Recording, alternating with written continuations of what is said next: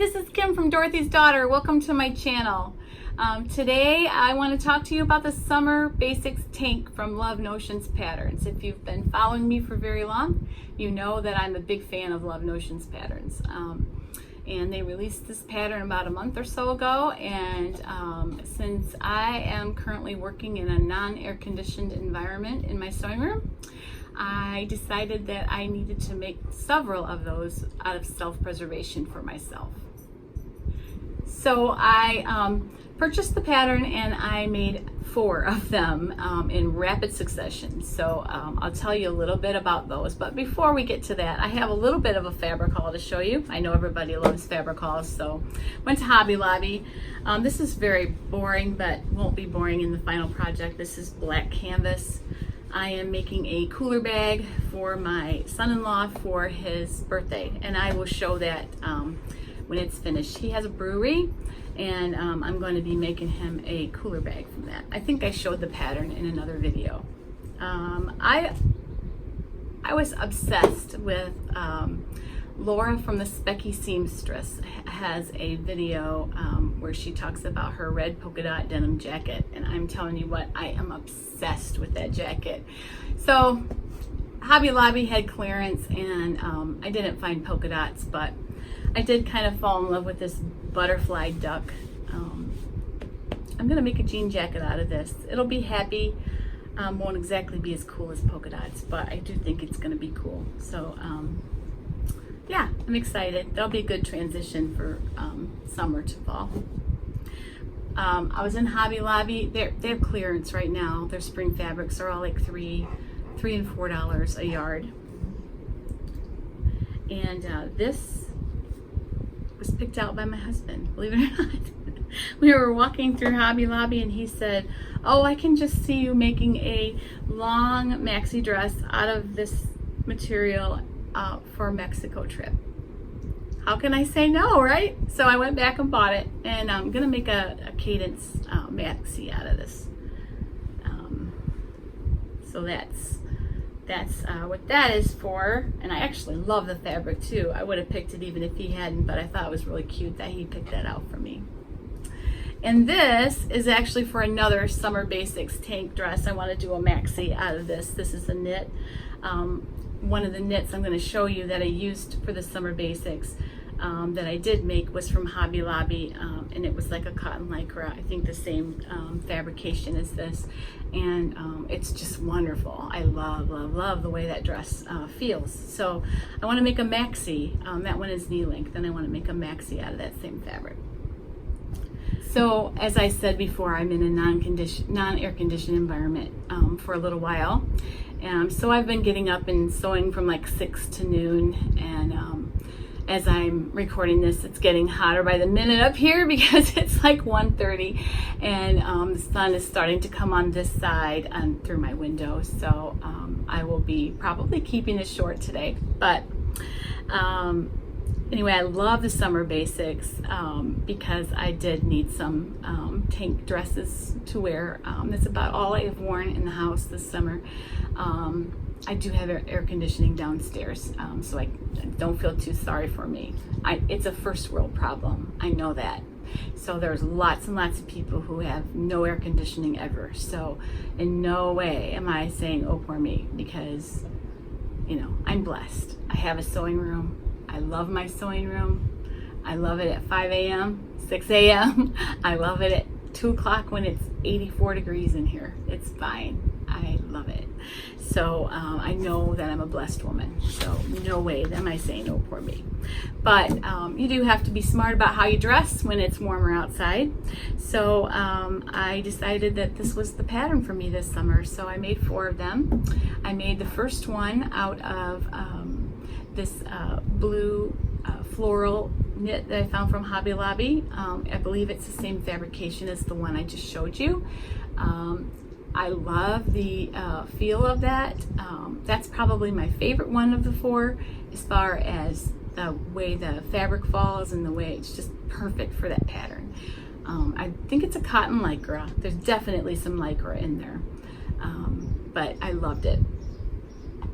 And then I made a maxi, And this yellow floral is from Joann's, and I made a maxi, and it's either a double or a single brushed poly, and I love the way it turned out, but it kind of falls closer to the body than I probably would like, but I do love it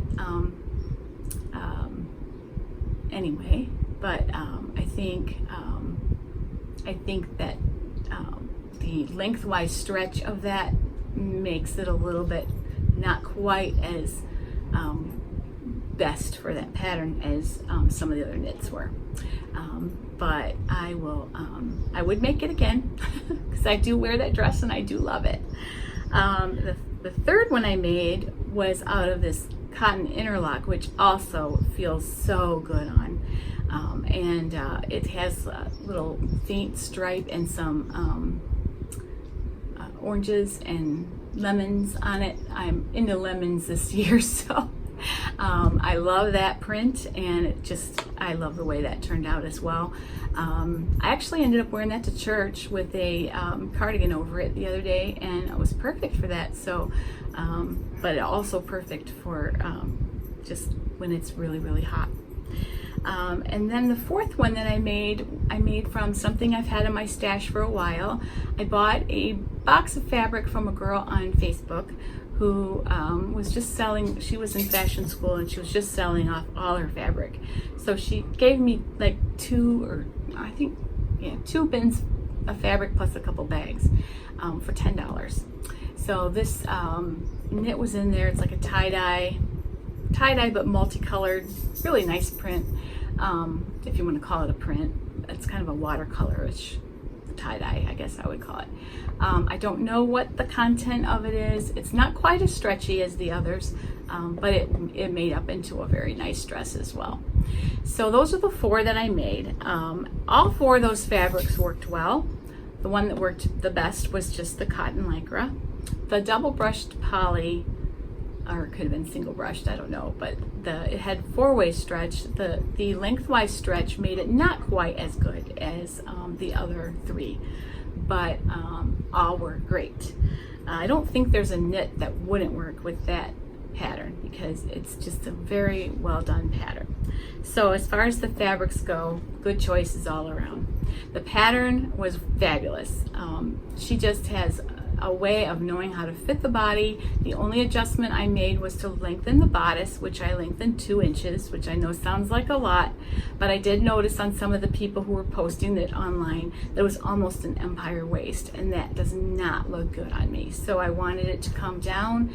My rib cage is my smallest part, and I wanted it to come down onto my ribs a little bit. So I did lengthen the bodice 2 inches, which I'm very happy with, and that just made it perfect. So I have a perfect tank dress to just whip up. I made the pattern. Taping the pattern, took an afternoon. You don't have to tape it. You can send it out to a copy shop, but I kind of like taping them. Set up a table in front of the air conditioner downstairs, actually. So now that the pattern is done, I can make one of these up in like an hour and a half to 2 hours. So definite win-win-win with that pattern. It's one that I know that I'll make tons of times, and it's going to be a new staple in my stash. So my question I always ask after a pattern review is, will I make it again? And the answer obviously to that is absolutely. I will make it again and again and again and again. So anyway, I would highly recommend that pattern. I will link it below. And so tomorrow I have a very special video for you. I'm teaming up with Whitney from Tomcat Stitchery.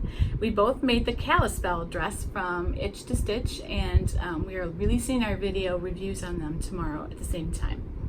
So we'll see how they would look on different body types and on different fabrications, and should give you a nice well-rounded review of the pattern. I'm very excited to be teaming up with Whitney. She's one of the people in the sewing community that I admire the most. She's just a fabulous person inside and out. Has some of the best tutorials that you can find anywhere.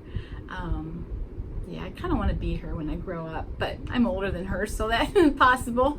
But anyway, have a wonderful Tuesday, and I'll see you tomorrow with my Kalispell review.